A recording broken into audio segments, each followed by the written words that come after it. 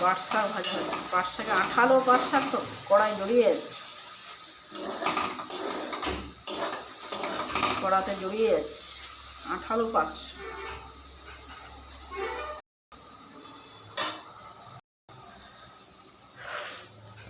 পাট শাক খেতেও খুব সুস্বাদু। পাট শাক ভাজতে হলে প্রথমে হালকা সিদ্ধ করে দিতে হবে, তারপরে করে ছেঁকে হবে, ছেঁকে পেঁয়াজ দিয়ে ঘন ঘন করে পেঁয়াজ দিতে হবে, কড়াই তেল দিয়ে তারপর পেঁয়াজ দিয়ে পাট শাকটা দিয়ে দিতে হবে, নাড়তে হবে, নাড়তে গলা না হলে গলার পাকিয়ে যাবে।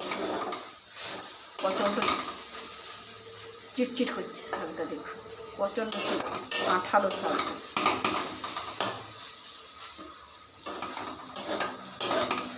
কড়াতে চিটিয়ে যাচ্ছে।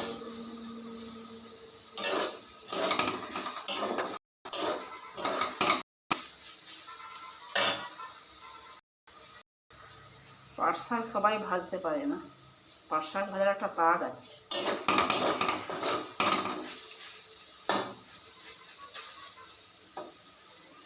দেখছেন তো গলা পাকিয়ে যাচ্ছে, ওকে খুন্তি দিয়ে ঝেড়ে ঝেড়ে ঝেড়ে ঝেড়ে ভাজতে হবে।